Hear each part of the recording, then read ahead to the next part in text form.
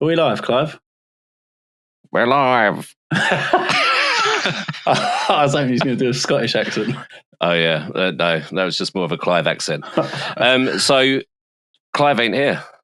Sadly. But, luckily for you, as our millions of listeners, so obviously we're going to have the usual suspect, Bob, Luke, and Mitchell. Not that we've actually introduced ourselves ever, but we're going to make a bit of a difference here and give an introduction for someone because we've got a very special guest with us today.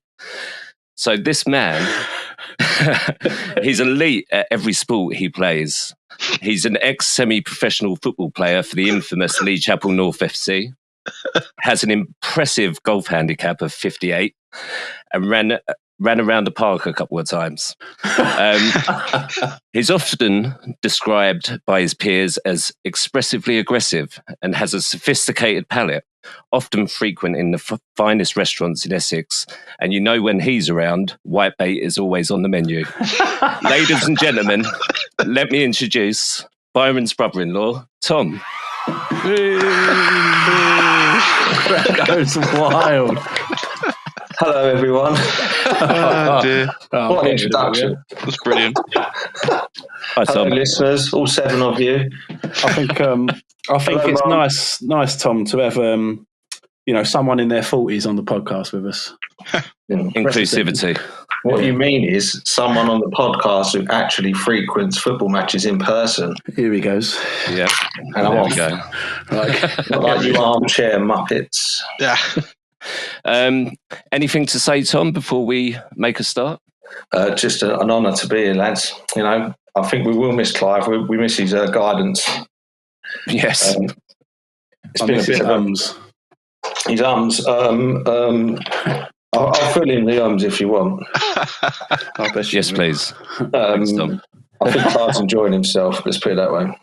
Yes, Yeah. let's not mention any of that, Tom. I've been I mean- cancelled already. I mean, he's in Thailand, so he can read between the lines.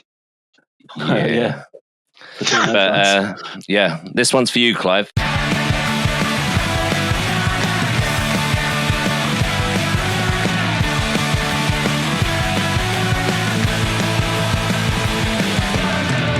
Should we make a start then? So, Luke. All right. Do you want to talk us through today's game? Nice It's little game Liverpool. against Liverpool. Right, let's just stay this year. It's Liverpool, top of the league. They're a pain in the arse team for Tottenham. Yeah. I said this last week. We were going to lose, even though I put Tottenham as a draw, just because I told you I'm not going to put any result of Tottenham losing, just because I'm a stubborn motherfucker. You're wearing an Arsenal shirt, mate. No, that's not fair. Don't start, all right? Don't you start. No. Where do I start with this fucking game? Do you want to mention the fact that you predicted the future? You did that. Okay. The financial advice, obviously, take it as you will. So not financial advice. I was correct in Salah scoring. So if you did make a bet, well done to you. You've won a little bit of money. 10p. Yep, counts. Every cent counts. Luke, don't talk yourself down. I reckon you've made at least 2 people out there millionaires by that prediction. So. Yeah, probably. The game. I mean, we ended on with the most possession. Dominated again, did you? Dominated. Yeah, from their 24 shots to our 9. What about the aerial duels? And their aerial duels. Let's not talk about aerial duels. 66% they had.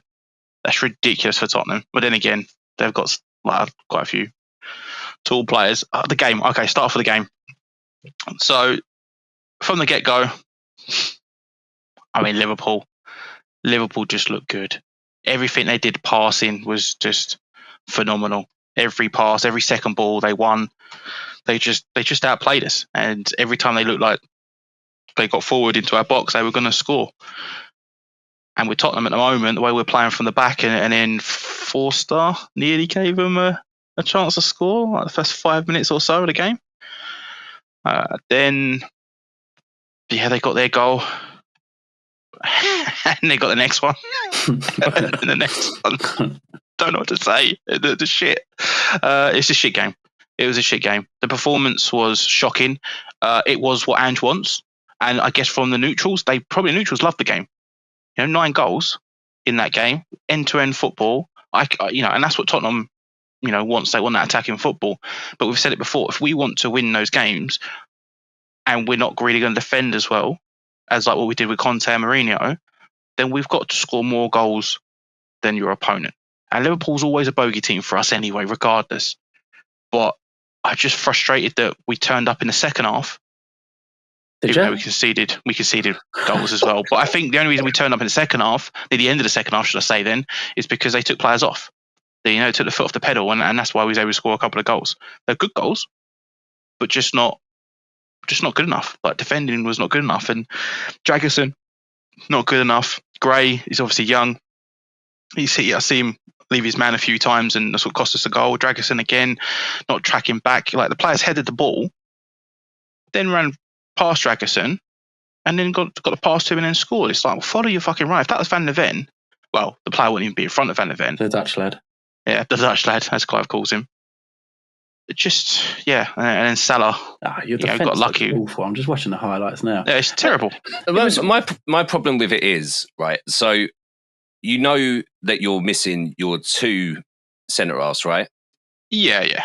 And so you're playing against Liverpool, arguably the best attacking force in the Premier League at the moment. Agreed. Why aren't you? I know that he keeps saying that he doesn't want to change the way he plays and all that kind of stuff, but why? How can you not? Like, this is what's going to happen, right? Yeah. Or no? Like, no, but it's going to happen. We've played. I don't know how many games we've played now this season. We've played enough games this season now to know that he's not going to change the way that he plays. He may change some of the way the players, like his main tactic. He's not adapting then, is he? What's that? He's not adapting then, is he? No, he's not adapting. The only adaptation he would do is maybe bring on. I don't even know what he'd bring on, to be fair. Where we play more attacking, where you'll see him push up like early straight game, like push up. He may change it so that we're a bit more controlling and let them press onto us a bit more than us pressing the team, and then we go on a bit of a counter, but still keep that attack in front. You have to watch the games that he's done this season. That's the only time he changes. It's not like he's going 5 at the back and then we counter attack. He'll just put someone in there that will just, I don't know, sit a little bit more and then still keep the attackers up top than tracking back and defending. It's mad because, like, I mean, Liverpool's defence is great, but you got 3 against them, and they were 3 great goals. Yeah, but your defence was just so fucking shocking, and I think your goalkeeper was a little bit lacking for a couple of them goals. I mean, you can't say that they've got the 2 centre-halves missing and the goalkeeper missing. Yeah, but to be fair, I mean, you lost games before they got injured as well. So agreed. Not to this extent where you've conceded 6 at home, but 100%. Yeah, I agree with you, Tom.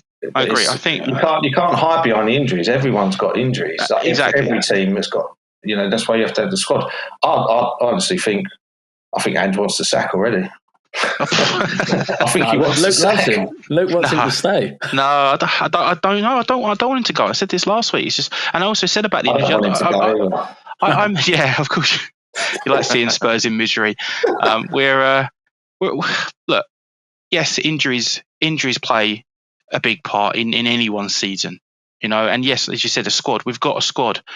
That's the reason for having a squad. And missing 3 of your best players, 2, good defensive players and a good goalkeeper, it's going to hurt the team. Like Jed Spence, watching that game, I was trying to find any fault for Jed Spence as to any of the mistakes, anything. Like, he had Salah in his pocket. That first half. He did. In that first half, he had Salah in his pocket. Salah had to cut in. If you watch the game again, you didn't watch the game, Mitch, but you watch the game, you'll see Salah try and come in near Gray instead of stand out wide. Like, Jed Spence was really good against him. And then you see the 2 goals that he scores, Jed Spence wasn't his fault for him.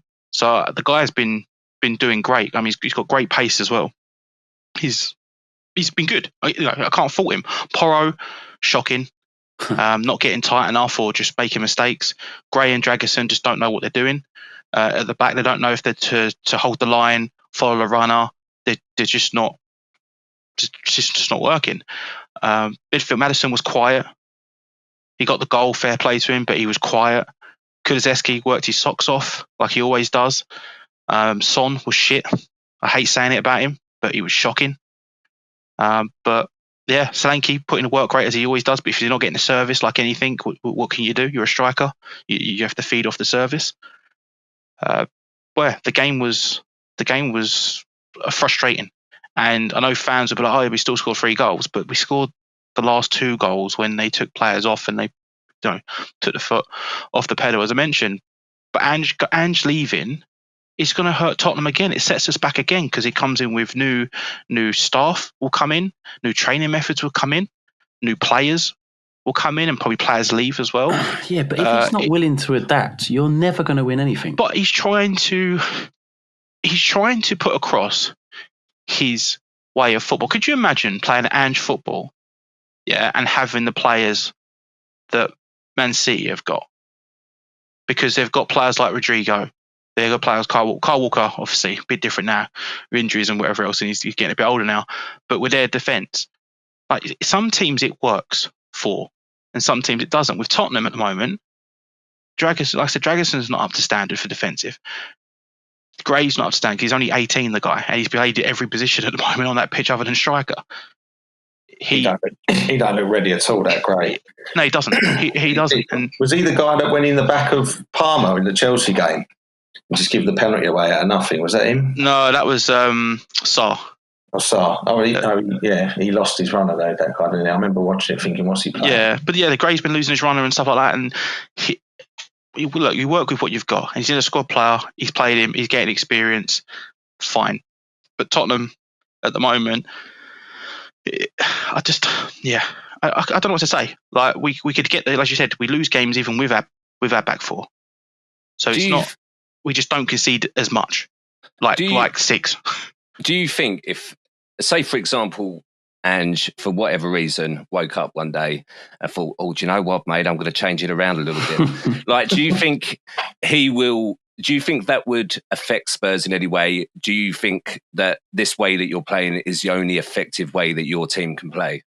Or do you think you'd be better playing a different way?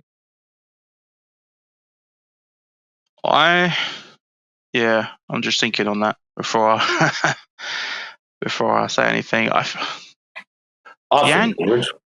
Yeah, I think because he doesn't play.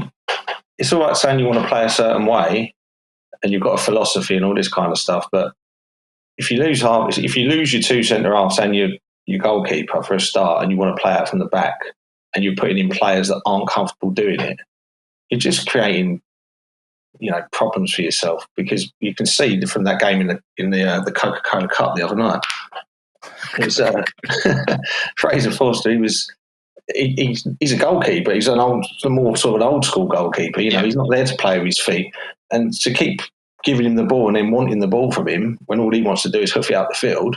It's all right. The manager's going, well, that's our philosophy, and we'll let him get away with it. If it happens, we accept it. Like Maresca said it, I think, when Sanchez had done it early in the season. But at the same time, you're doing that to that player, but you're kind of hanging him out to dry as well, because that player's getting all the stick from all the pundits, all the fans in the ground.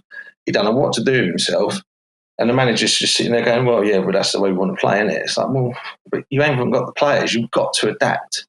Surely you've got to adapt to help those players. Just be solid. Just try and be solid.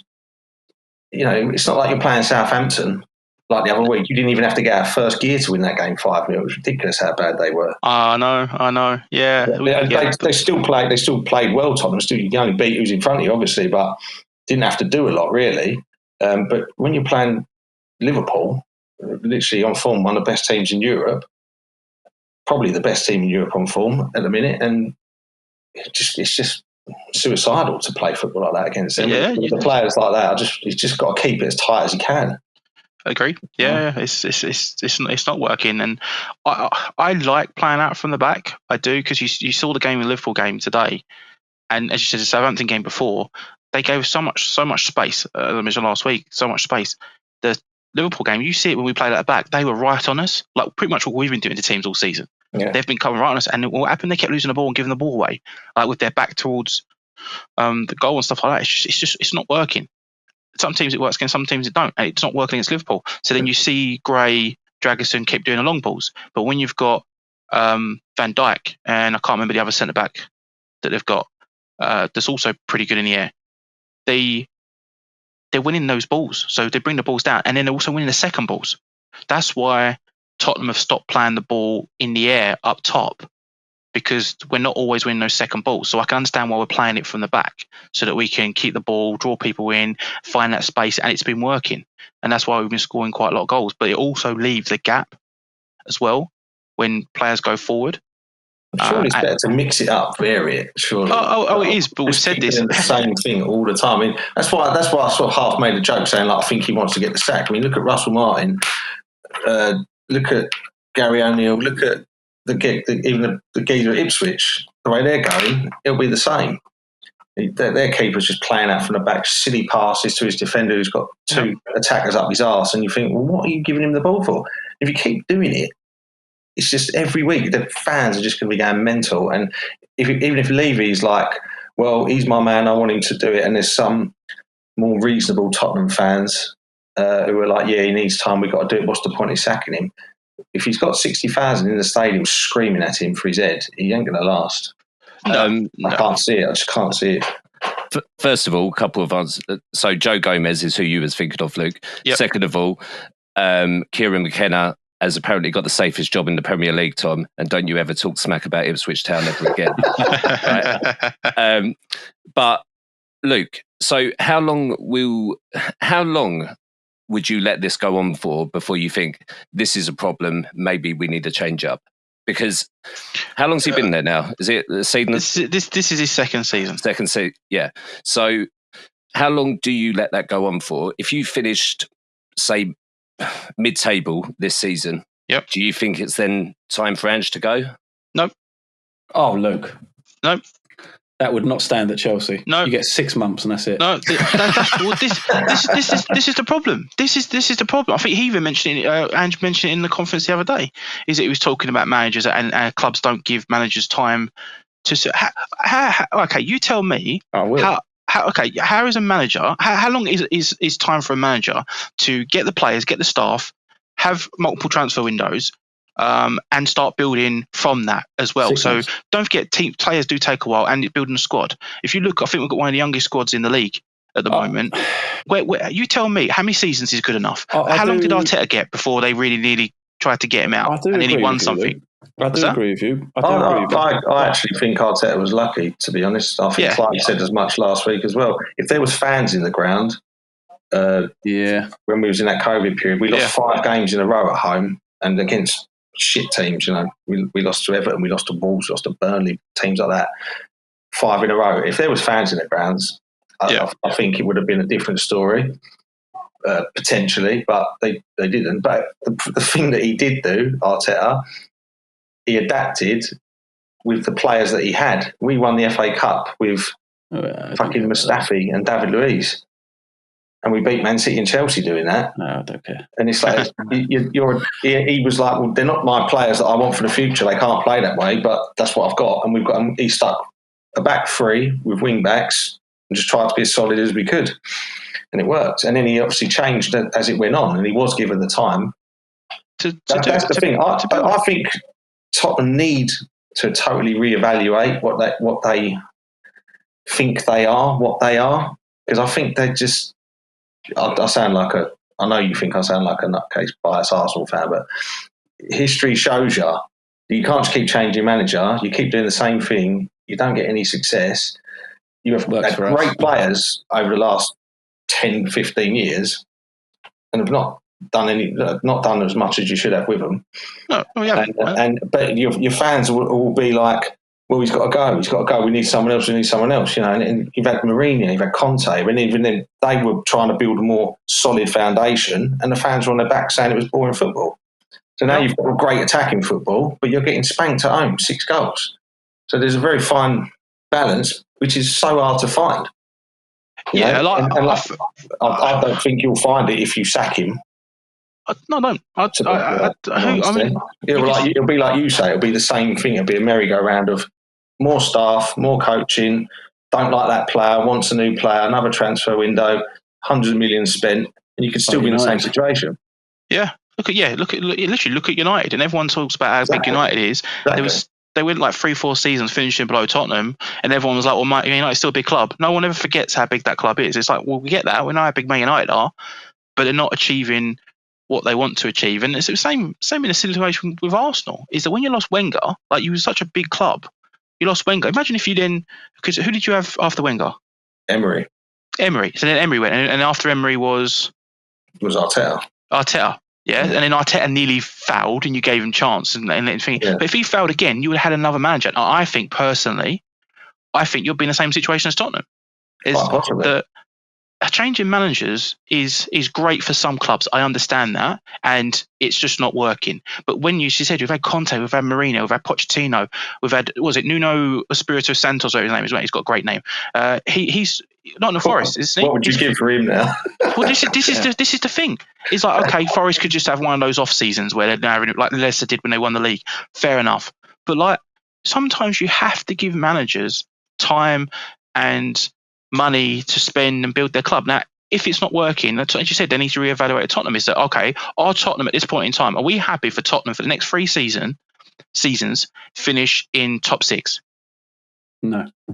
As yes, it's not great as a club. Everyone talks about a stadium and everything else, facilities. To be fair, if you was talking logical, if you finish 3 seasons in the top 6, then you're not going to be in the Champions League if you come 5th or 6th. But if you're in the top 6, say one year you come 3rd, the next it's 5th, and then it's 6th or something like that, that's kind of reasonable in my eyes, because the game's completely changed now. Like, it's not a top 4, and even then when it was a top 4, there was a top 2 or 3 and then a 4th place. And they pretty much switch every now and then. It was usually Arsenal. But now the top 6 isn't even a top 6. Newcastle have been in it. Man United have been in it. Like, at the start of last season, Man United and Newcastle were in the Champions League. Where are they now? They're like mid-table. Newcastle had a little bit of a come up, but they're mid-table. Villa have gone into the Champions League, but Liverpool have been out of it. Arsenal were down in 8th for 2 years. Nowhere near it. So to keep at that level nowadays is so hard. It's so hard to do it, to be consistent. And I think if you panic, if you do come 6th after you've been in it 1 year and go, "Oh, we're going to lose the money," you never know. Like Klopp done it. Klopp finished 5th or 6th 1 year, and then the next season they were pushing for the title again. It's just every club has got so much money, so many good players, so many great coaches in the league. Anyone can beat anyone. This season shows it. The table's mental this year. Oh yeah, tables. Everyone is beating everyone. You can't pick you're trying to pick the scores out with your mates and stuff every week, and I'll just look at it and go, that's a draw. Because that's a draw. We try and do it and we get beat by a fucking robot. But I do agree with what Tom's saying, though, in terms of, yes, they kind of had the same situation at Arsenal with Arteta, but he kind of adapted, whereas Ange just seems to be gun-ho and let's just go with this. But I guess if you're happy to have those inconsistent results and still finish about mid-table, then I'm not happy. I'll put that in. I'm content. We're content. Is that the word? Oh, that's content? nice. That's nice. But I like to hear that my friends are with Ange, because sometimes it's like, well, okay, we get rid of Ange, you get another manager in that just wants to sit back and play boring football. Like, I watch Tottenham and I'm like, okay, we could score 5 goals today and we could also concede 6, but it's going to be an entertaining game and I'm enjoying football. Yes, I want to win, but Chelsea did it one season, didn't they? Or 2-3 seasons where they just parked the bus the whole time and knocked up to Drogba, and then won the league. As the whole team was parking the bus. That was Mourinho, wasn't it? Yeah, that season. Yeah, but you'd love that, Luke. Look, when you're in the middle of it and you're parking the bus and a team can't score against you and you go and win 1-0 and you win the league, honestly, you don't give a fuck whether you take it. Don't get me wrong. We'll take it. Tottenham, we need a trophy. We need to win something. We'll take it just to shut people up. You do. But it's going to be like, well, you played the whole season, you played the worst football all season. It's like, well, we've got the trophy. Yeah, but then it's always going to come back. especially with Tottenham, it's always going to come back. Because we've only won that, it'll be that, oh, you only won that one trophy in like 30 years. It was because you parked the bus the whole fucking season. Like, we're still in ignore the Premier League, in terms of points wise, but ignore that. We're still in FA Cup, Coca-Cola Cup, as Tom says, and the Europa League as well. So we're still in the 3 trophies. Not for them. I mean, we probably still get knocked out of all 3 of them, but the chances are still there. So for now, it's like, well, why would anyone want Ange out at this point in time? We've already got further than we have done in the last few years in the Carling Cup. We've got Liverpool. Not looking forward to that game, but hopefully we have some injuries. Well, you've done all right this game. Oh, wait. Well, remember, Luke, as well, if you do actually win the FA Cup, like God forbid you do, but if you do, you'll have a chance of winning another trophy, like the Community Shield. You know that. Yeah, we don't class that as a trophy. They count. They count. I know. Statistically, I think Arsenal's have won. Like, I think your whole trophy statistics or something. You know, they don't count, man. Like what, 33% or something like 30% of your trophies are. They don't count. Don't talk to me about trophy statistics. Luke. You've got the fucking Norfolk Hospital League Cup from 1958 in your record, so don't start on me. That's it, mate. You know, got to have a cabinet somewhere. You certainly have. Well, West Ham got the most prestigious one. Oh my God! But the World Cup, right? Exactly. But yeah, I think that's fair enough to say, Luke.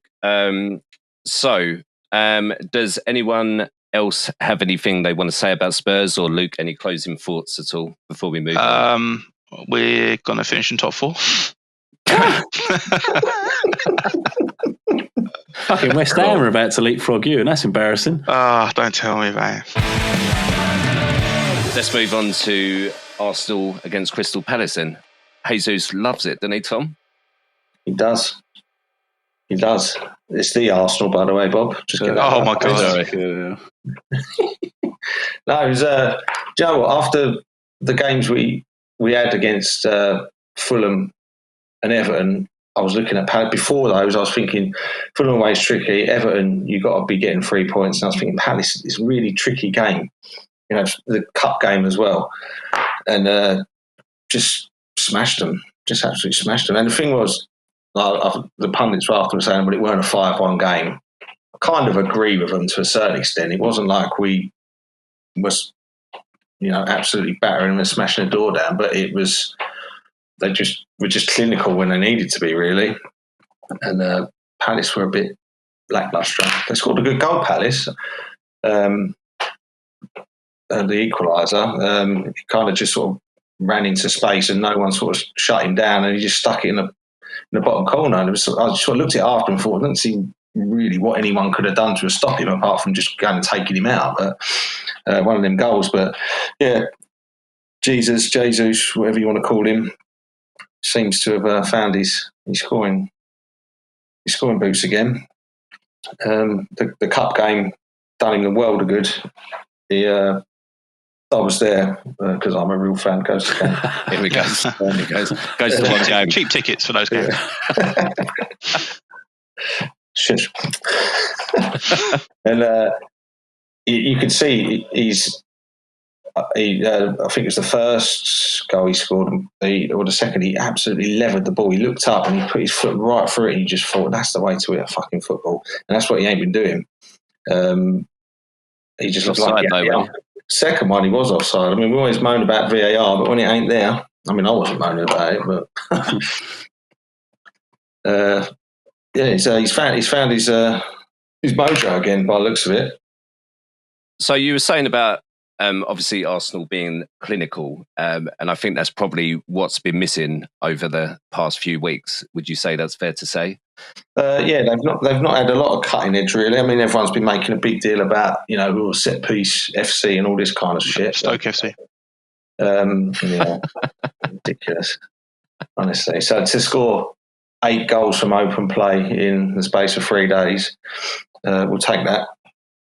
I mean, they were counting one of them as a corner, which come from a rebound after, so I'm not counting it as a corner. What a finish that was by.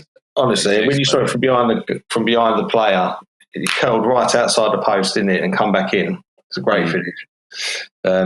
But yeah, it was good to see a bit of flow. I thought when Saka got injured, I thought, everyone's just thinking, oh shit, it's going to be terrible. How'd you replace him? And he stuck Martinelli on the right, and Martinelli's been having a right tough time, to be honest. He works really hard, and he doesn't stop running. I think that's like Arteta loves him so much. He plays him because he just does such a good job defensively. But he kind of runs, like this season especially, just sort of like he gets the ball and he runs down a blind alley. He can't beat a man anymore. And he's so predictable on the left, and he stuck him on the right, and he is right-footed. They do the thing where they're cutting in on their strong foot from the opposite side. He stuck him on the right, and he could go round men on the outside. I know Luke loves to see that, and Saka can't do it, apparently. So Martin goes straight out on the right, and he's going round men on the outside and putting balls in on his strong foot, and he looked dangerous all of a sudden. Yeah, you just need a person in the box, though, don't you? Like someone like a Calvin Lewin or someone like that, or an Isaac?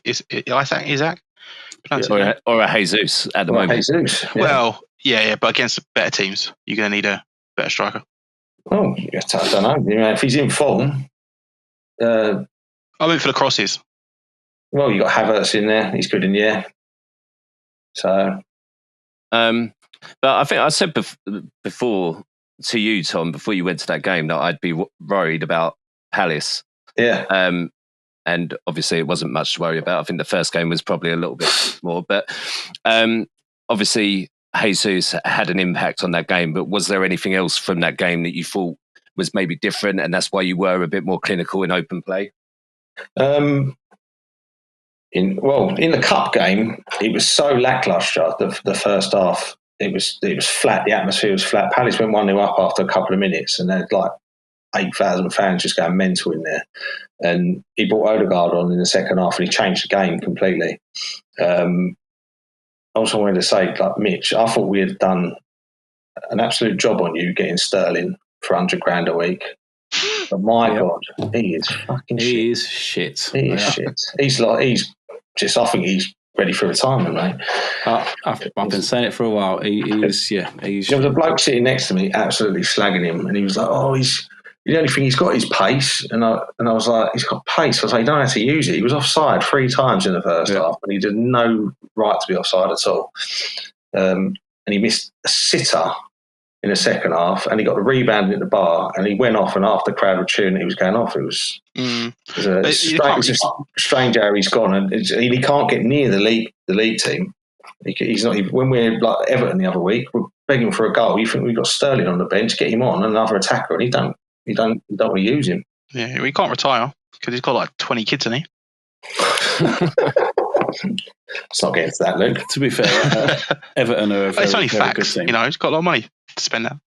But with regards to this game, the league game, I don't know. It looked like it had the potential to just be a complete end-to-end. It was 1-0 after 5 minutes, 6 minutes. They equalised a couple of minutes later. Then it was 2-1 to Arsenal, and I think you were like 15, 20 minutes in. And I was watching it with some mates, and I said, this has just got the potential to be like 5-4 this game, the way it's going. Thankfully, it didn't. When we got the third goal, they just seemed to shut up shop. Mind you, saying that, Ryan did make, I think, 2 or 3 absolute class saves in the game. They did come out, actually, the second half, thinking about it. They came out quite strong, Palace. I think they had a really good chance straight away in the second half. Ryan had to be right on his toes for it. But they just played well. They were just a bit more clinical. Just had a bit more cutting edge. And I was a bit worried, like you say, Bob, about Palace. I was looking at it thinking, look, they've just come into form. They've had a bad start, and they've just sort of come into some form, and we've got to play them twice in a week. And thankfully, they were shit. There were a couple of moments in that match, the league match I'm talking about here, where I think you was maybe 3-1 up at the time or something, and then they had a couple of good chances, and I thought, fucking hell, like, it looks like they were going to bounce back a little bit at that point. And then I think you got the 4th goal and it just kind of shut them off. But yeah, I think Raya definitely made a couple of good saves. I think was it Mateta or was it, what's his name? The other guy, he done like a bit of a double save, didn't he? It weren't as impressive as the previous double save that he done. I I can't remember who it was now, to be honest. But I think it was Sarr again when it came out to him. But yeah, there were points where I thought, shit, Palace are going to start stepping on it now a bit. But then you just there was one in the first half when Saliba made a right cock up, and Mateta went through, and he did about as much as he could do. Really, right? Was just sort of there to. He just got enough in the way. And say that would have been 2-2 at that point. But you know that's what he's there for. Yeah, it's his job, as Roy Keane would say. Yeah. Cool. All right. Overall, very happy, Bob. Very happy. I'm glad to hear it, Tom. I'm always happy when you're happy. Do any of the rest of you have any thoughts on Arsenal, or Tom, do you have any closing thoughts? It's the Arsenal. Sorry, the Arsenal. Get him out. Are you happy with where you are in the league? No, we should be top. Fair enough. No, we've had too many draws. Honestly, I can't see us winning it. I just don't. Liverpool are going to have a massive drop off to catch them. Obviously, they got the game in hand. But it's a long way. It's still over. We're not even halfway yet. We've still got to play them, and they've got to play everyone else again. So it's doable, but that's reliant on us not dropping any points still. You know, and if you've got the games like Everton in you, hard game. That was a 0-0 loss for us. So same as you today. It's horrible when you lose 0-0, isn't it? It really is. You've now got to worry about Saka potentially being out for a little while. Has there been any news on that yet? No, I think they're being pretty quiet on it. Hopefully it's just minor. It might be a week or two, but it looks like he's going to miss a few games at least. So, well, he's not that good anyway, is he? He's a poor man's Palmer. He's world class. Oh, I won't go that far. He's knocking on the door. Knocking on the door. It's a long old door. The door, mate. He smashed down that door. There's a joke there somewhere. Yeah, not for this podcast, so Mitchell. Well, talking of people drawing, Mitchell, Chelsea obviously had the chance to go top of the league for an hour or so earlier on today. What happened? I'll tell you what. Gutted. All right, fuck you. Listen, I hope you got some questions ready, because this is going to be incredibly short. Because it weren't on TV. Oh, whoa. Tom will tell you otherwise. Everton are a very strong team, though. Thank you. Yes. Everton, as Arsenal know, Everton, they're world class. They've gone full Sean Dyche. They're just, boring, stubborn arseholes. I'll do a Luke. We dominated. 75% possession. You just don't see that these days. Well, we done that last week against them. Did you? Yeah. No, you don't see that these days, mate. It's so rare 2 weeks in a row, isn't it? But we just couldn't break them down. 5 shots on target. I've seen 3 minutes of highlights. I'm gonna have a little dig at Jackson.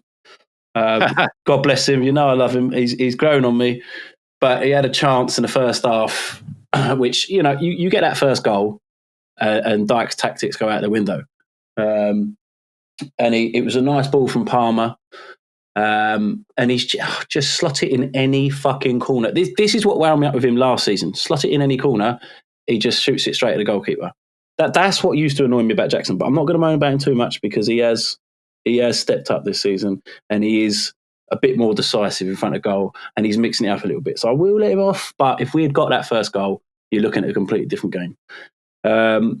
Although having said that, they had a pretty good few chances themselves, and Sanchez made some great saves. I have little digs at Sanchez, but he kept us from losing that game, because their chances were a lot better than our chances. Most of our chances were shot straight at the keeper. Their chances, Sanchez had to work to save it. But just I don't know. I don't know if we just weren't there today, weren't at it. Maybe we were expecting an easy game. I think it was 2:00 kickoff, maybe an early Sunday kickoff. They don't like it. I don't know. You had a tough game in midweek as well, didn't you? Tough game midweek. The old Shamrock Rovers. Yeah, that's hard. That is when you must B be team. tired after that. Yeah, the B team. Yeah, So I don't know. I don't know if they just dropped off expecting an easy game. It wasn't there. But if you're going to have an off day, at least get a fucking point out of it, But there's not much else to say about it. I guess it's games like that where you can definitively say that's why we won't win the league this season, because if that was Liverpool, they're getting the 3 points there. So yeah, I think that was my only question, really. Like you had such a good opportunity today to put a bit of pressure, knowing that Liverpool were playing only a couple of hours after you, to put a bit of pressure on, get the 3 points, go top of the table, and then it might have been a completely different game against Spurs. Yeah. I mean, it might not have been, to be fair. They had an easier game, to be fair. Yeah. But, but yeah, you had that prime opportunity, so it does kind of make you think, do you have it in you this year? Because I'm not going to lie to you, Mitchell, right? And you know my feelings towards Chelsea. Yeah. But yeah, that. But also I was getting a little bit worried, you're closing that gap a bit. Yeah. And I thought you got that result against, who was it against? Not Shamrock Rovers. The one before that. Brentford. Yeah, you got the result against Brentford. And I thought, this might be, they might bottle this game. You didn't do it. You got the 3 points. And I thought, this is a prime opportunity for you to do it. And if you do that today, I thought they're genuine contenders. And I still think you are, but yeah. I think Liverpool are too strong. I mean, everything's fine because they're massively overperforming in my estimations. If we get top 4, this is a fantastic season for us. Fantastic season. I wasn't even expecting top 4 before this season started. I thought maybe get Europa. People talking about title contenders, that'd be lovely. I still don't see it like that. Liverpool are way too strong. Arsenal are going to start picking up. We are due a drop off. But a top 4 is now probably the most realistic. And that would be a good season to me. So yeah, I don't know. Title contenders, not so much, but top 4 now, yeah. Yeah, I mean, at the start of the season, you didn't put Chelsea in your top 4. No. So you got to be happy with that, right? And the only other note that I made was about, it was about Jackson, actually.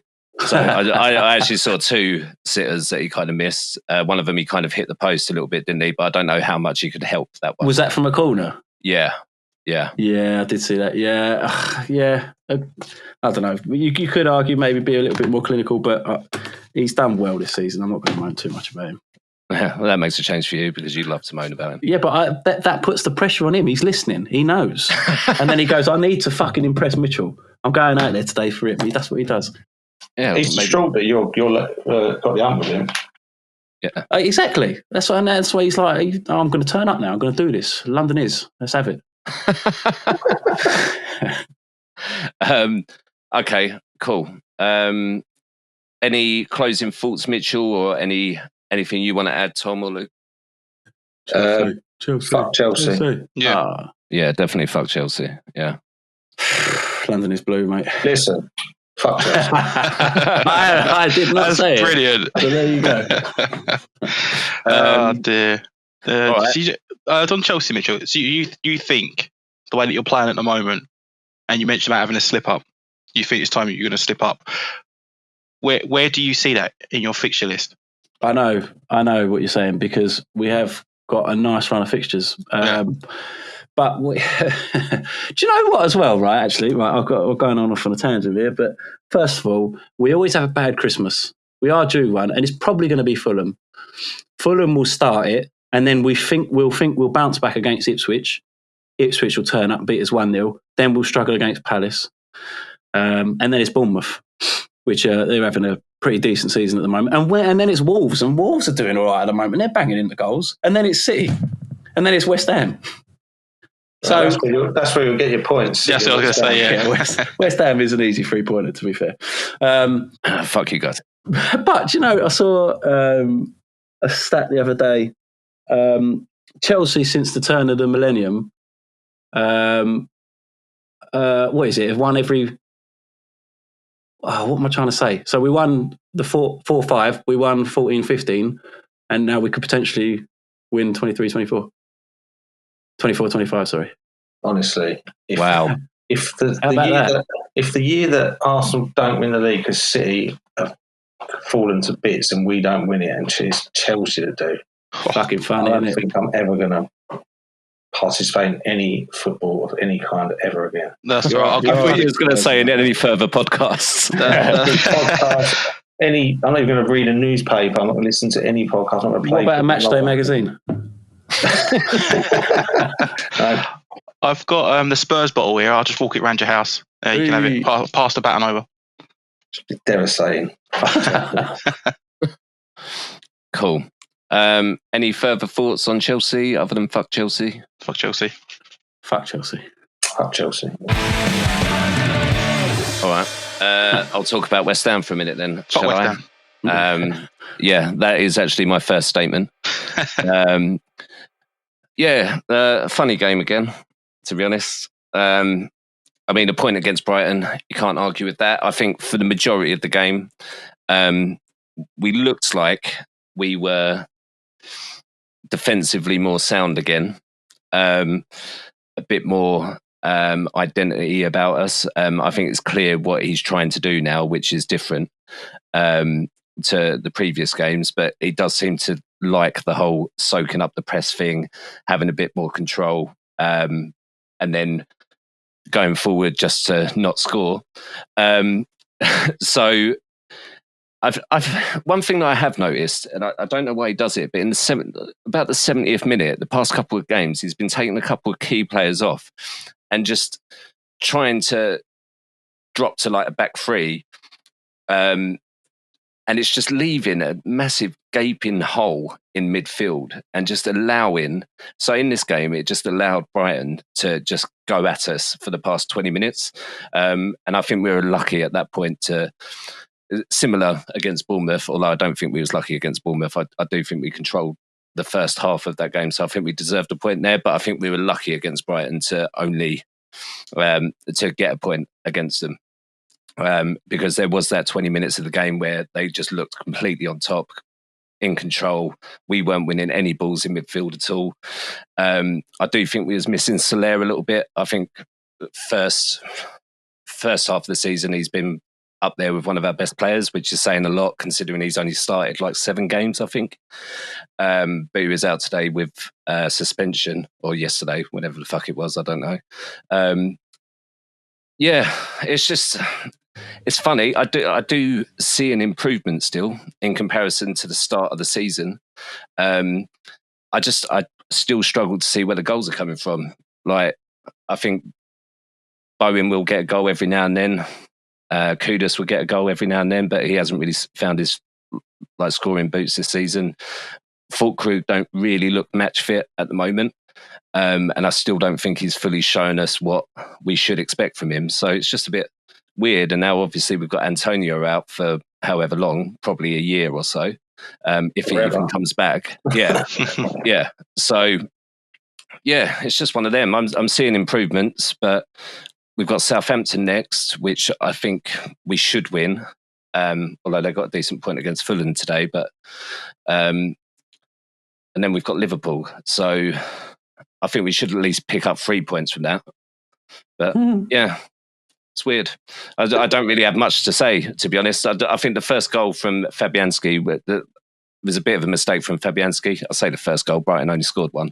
So, and he went full Fabianski there, didn't he? Yeah. It was a little bit of a mistake from him. And then the only other note is Estepinian. How the fuck he didn't get sent off, I do not know. Honestly, that was absolutely shocking tackle. And it was even worse that they didn't. I'm literally just watching it now. He's not in control. Both studs are up. Two-footed off the ground. That was, a couple of years ago. Did VAR even look at it? They didn't do anything. They looked at it and didn't just, went, oh yeah, ref's decision. Wow. This is why they do themselves over, because when they do have the opportunity to go, right, ref, you're actually fucking miles wrong, he's got to go. That's the kind of tackle that ends a career. Honestly, I watched it. I was fucking annoyed watching it. And the ref's right in front of it as well. It's right in front of him, and and they pull you up on stupid little things like give you bookings and yellow cards for fucking walking 2 yards extra on a throw-in, and then you got geezers going in like that 2 feet off the ground, leg breaker tackles, and then well, you did win the ball. You used to get sent off for 2 feet off the ground if you got the ball because you were classed as out of control and you could seriously injure someone. But now you can do it apparently. It's just an absolute joke. Challenge. He could have snapped his shin in half. He could have. Like it was lucky that he didn't really. Well, what stage of the game was that? Late on. I think maybe the 80th minute or something. Still, they go down to 10 for the last 10 minutes and not give you the impetus to go and nick it. I doubt it the way we was playing the last 20, but still, it's it was a dangerous challenge. Definitely should have been sent off, and Tom's absolutely right. That is where VAR fucks up. I'm all for the referees taking control of the game, letting the refs ref the game, as Luke would say. But like when it's something like that, that is literally the sole purpose of VAR, to send someone off. So Agreed. What are you doing?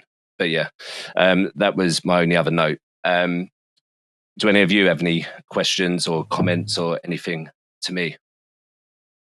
I'm just waiting for Lopetegui to get sacked. Won't happen. Do you still think? Do you reckon he's safe now, Bob? I don't think he's safe, and I think the fans off his back a bit more with them 3 games without a loss now. I don't think they are. No, I really don't think they are. I'm still sitting. I don't know why I do it to myself, but I go on YouTube and I watch stuff from West Ham fans, and it just fucking winds me up so much. Mate, I work with all West Ham fans, and they all want him out. Exactly, yeah, and I get it to an extent, right? It's not really entertaining football, but at the same time, just West Ham's expectation. I spoke about it on the podcast before. They're just far too high for what we are. Yes, we've got a good couple of players going forward, but as a whole, that team shouldn't really be hoping. You're overachieving if you're any more than mid-table, in my eyes.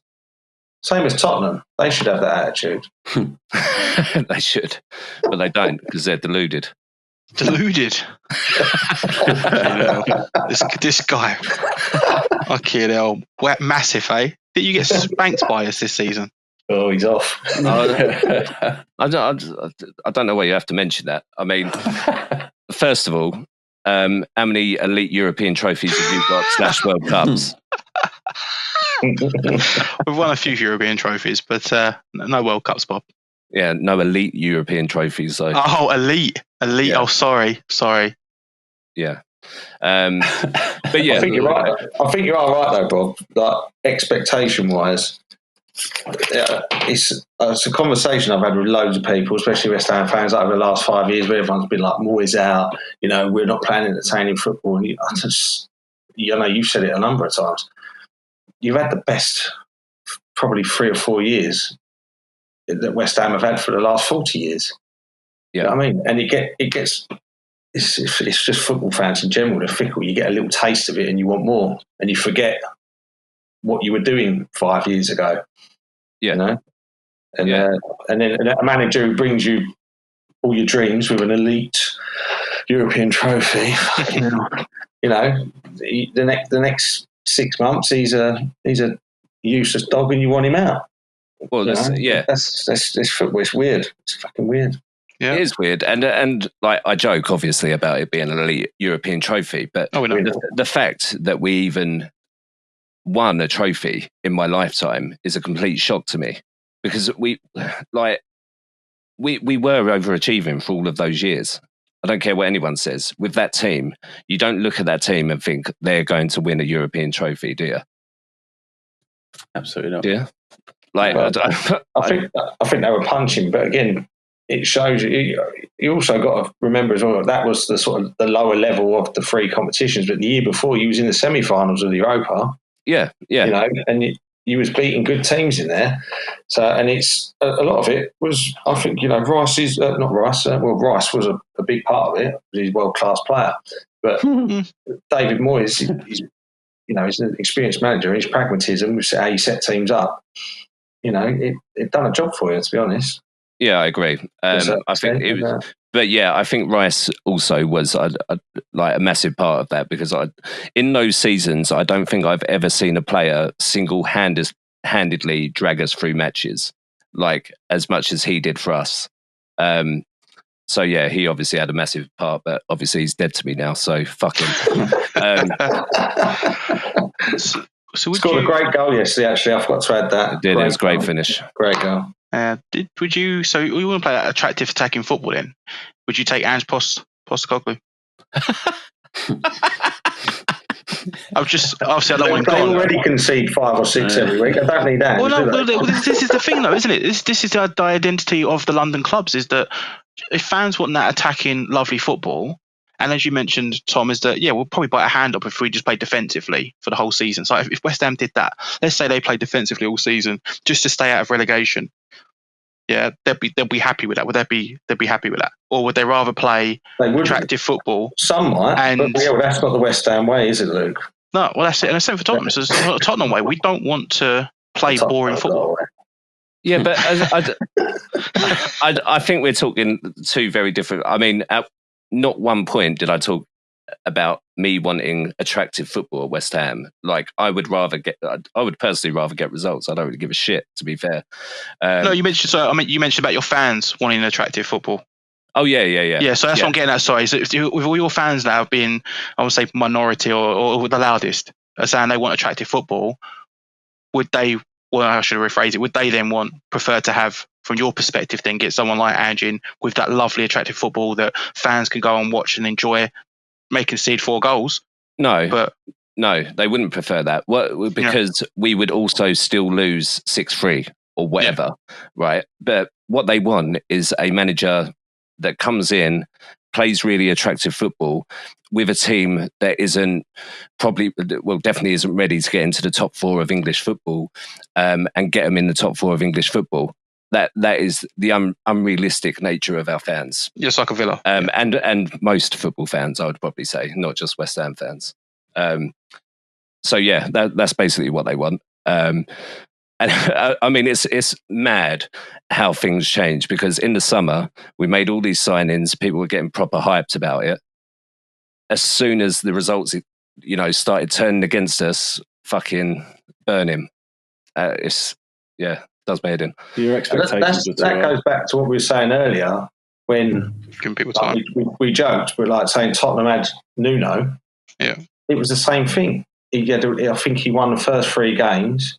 And then he lost like 5 out of 7 or something silly. And he was only there about 15 games in for 4 months, and they hounded him out. Yep. And it was like he's trying to change a philosophy and everything. And now he's at a club like Forest, and they're fucking looking good. And Tottenham are still going around in the same circle. And you think, well, West Ham going to do the same thing if they sack Lopetegui? Absolutely, they would. They absolutely would. I don't see anyone else that could come in, and this is the argument that we've had on this podcast like loads of times. Like, I don't see anyone else who would come in that would do anything better or reach the expectations that people have, because I don't think our team is a top 6 team. On paper, it's not a top 6 team unless you get very lucky. Well, Championship. Anyway, let's fucking move on from West Ham, because it pissed me off so I was just talking about them. Bob, can I just ask you though about West Ham? One thing I did notice, that guy that you got at the back, Todibo. Yeah. Is it like every single game, it seems, that I watch West Ham, Lopetegui gives him or Mavropanos like 1 half, and then he stops it. What is that all about? So he did favour Todibo for a couple of games, and then I don't know whether this is a complete rumour, but I saw stuff about Todibo not necessarily getting on with Lopetegui, or Lopetegui, as Clive likes to call him. Yeah. But the past couple of games, he's favoured Mavropanos, and I kind of figured that he would be doing that. I don't really know. And again, it comes down to this 70-minute changes that he seems to be doing, although I think this was half-time that he took him off. Yeah. But they just seem strange. They do seem strange changes, but there must be something there. I don't know what it is. It's just like he seems like he don't know what team he wants, and like if they're not doing it, well, any manager, if they're not doing it on the day, you sub them off. But generally, you don't see centre halves, especially get subbed at half time, do you? It does definitely seem like that's the one player that he's trying to figure out in our defence. I think he's he's obviously comfortable with Wan-Bissaka. And Kilman. I think he kind of switches between Soufal and what's his fucking name? I don't know. But it seems like Mavropanos and Todibo seem to be the two players that he's still trying to decide between. But then the past couple of games, I kind of thought, well, it looks like he's now favouring Mavro, because he did have a good couple of games. I know I said earlier on in the podcast that he's the one that makes me nervous, and he does. But the past couple of games, I actually thought he looked quite decent. And like I say, with the covering of Wan-Bissaka when he gets a bit too forward, that kind of stuff. So I thought that was going to be his decision going forward, but obviously not. There must be something there, and I don't know what it is. You have to ask Lopetegui. I'll ask him. Yeah. I've got sources. He's a guest next week, so I prepared a nice intro for him. Cool. Should we move on then? I can't actually remember what's next on the agenda. I think it might be Mitchell's whatevery. I was going to say, Bob, I don't know if you want to maybe save the whatevery, because we are already an hour in and we've got Man versus AI and we've got 2 fixtures. Listen, motherfucker. Listen. Right? Who's running this fucking podcast this week? Clive. Yeah, good idea. Let's move on to Tom's quiz question. Quick. Striking Centurion. Bit waffly.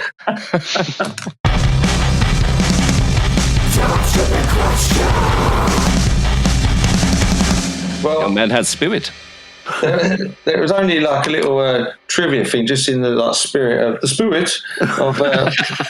of London is. I was just looking back through sort of players that have crossed the divide, across London for some of the teams. Oh, let me get Google ready. No.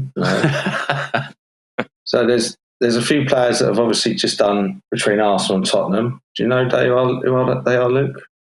Gallas was one. Sol Campbell. Campbell. That's what I wanted to hear you say. That was it. That was the whole point of it all. Yeah. Gallas. Yeah, that's it. Well, Gallas was 3 clubs, wasn't he? Yeah, doesn't matter. Still counts. Chelsea scum. Yeah. And then you had obviously players that played for teams like Chelsea, West Ham and Tottenham. Any guesses, boys? Chelsea, West Ham and Tottenham. Bobby Moore? Lamps. Oh, he didn't go to Tottenham, did he? No, Lamps didn't. no, Zamora was Tottenham and West Ham. Jimmy Greaves. Oh, he got mentioned last week. You did, didn't you? Last week you wanted him. And Scott Parker. Oh, yeah. Scott Parker, yeah. I completely forgot that he went to Chelsea, to be honest. Or he was at Chelsea. Yeah.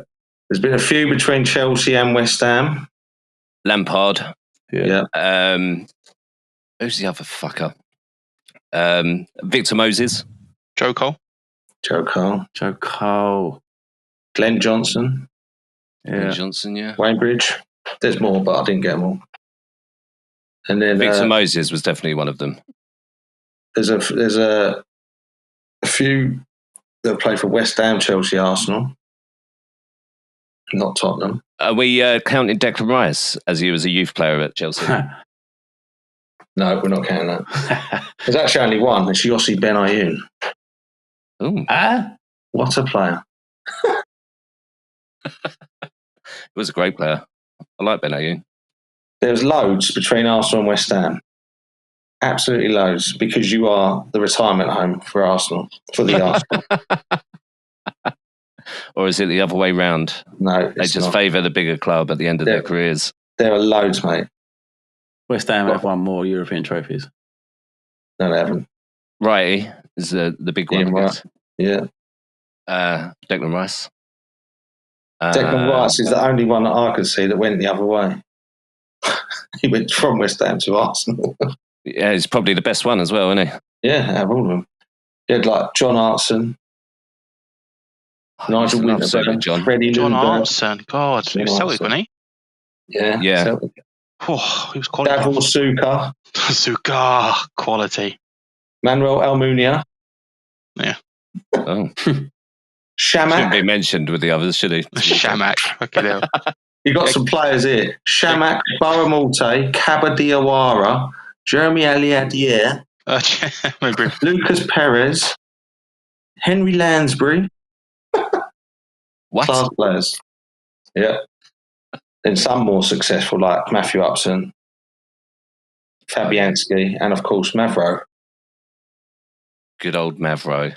And then there's Fucking one have him player. back. Make his There's mind one up then. player, boys, who has played for all 4 clubs, or been on the books at all 4 clubs. I would say, and that's not a youth. That's not a youth thing either. Give us a time period. It's in the 80s. all 4 Chopper clubs. Harris.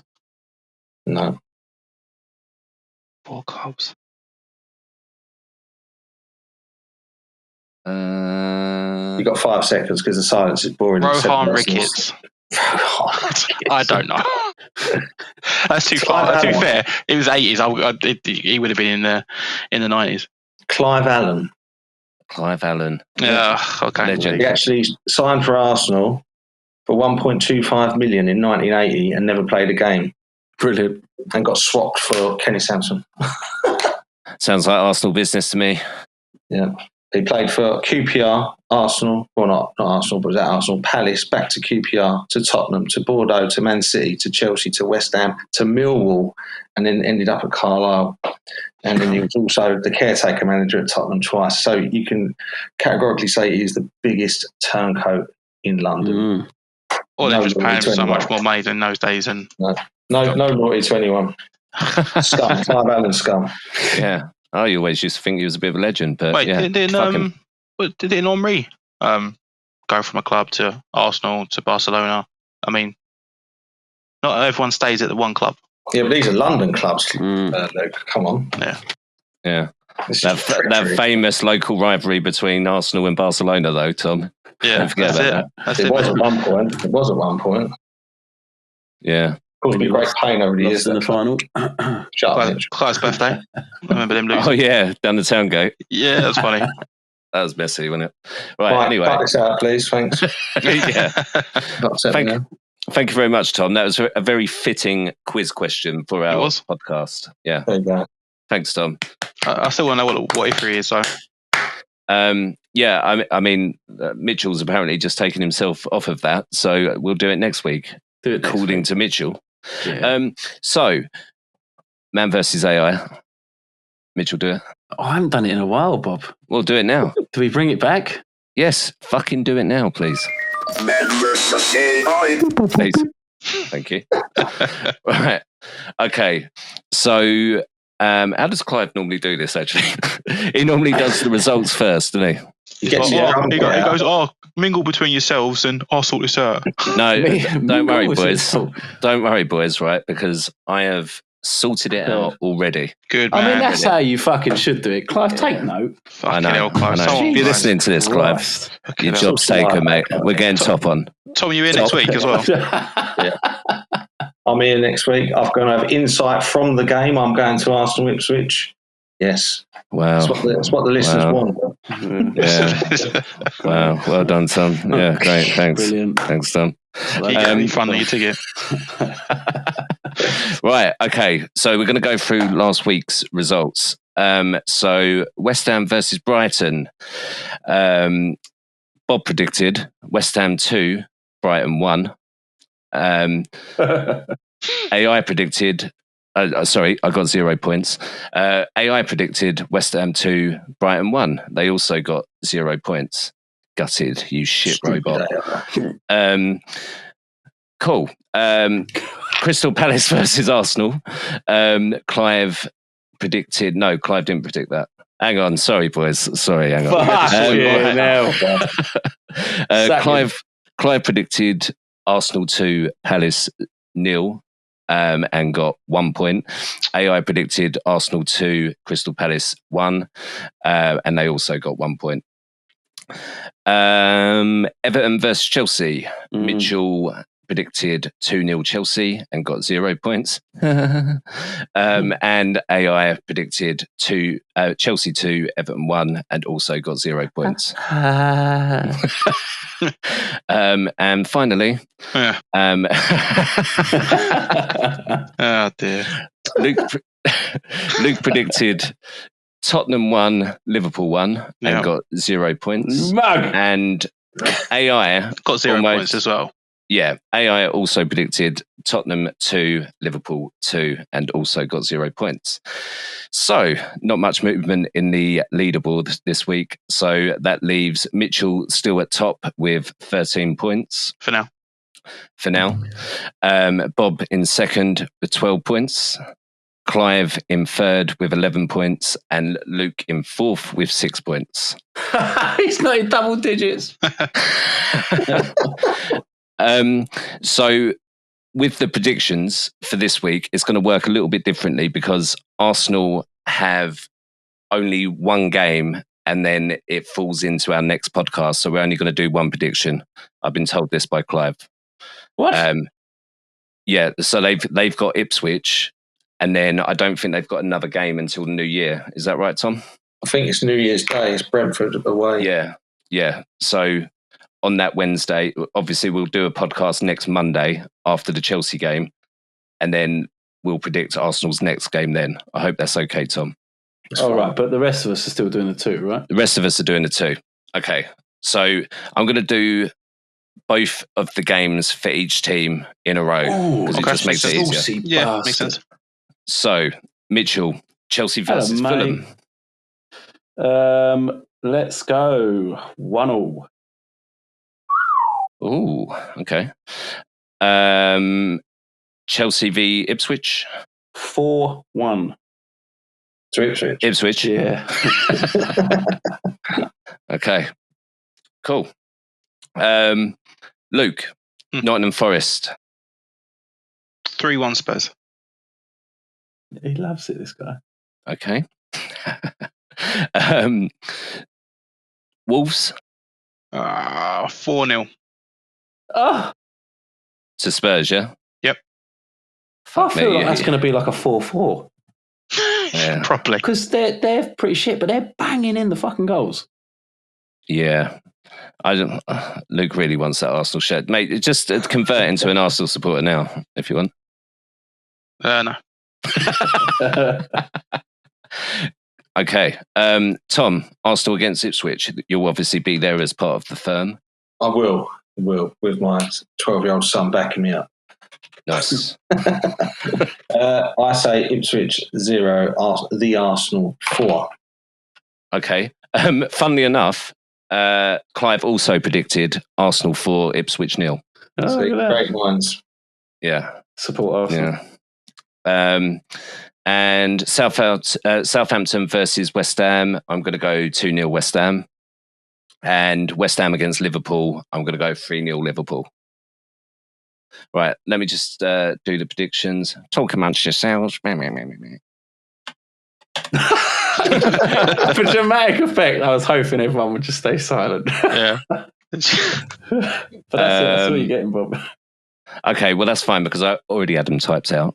So, right. Yeah, you're damn right. Clive. Yeah. Do the sultry voice. Excuse me? Clive's sultry voice.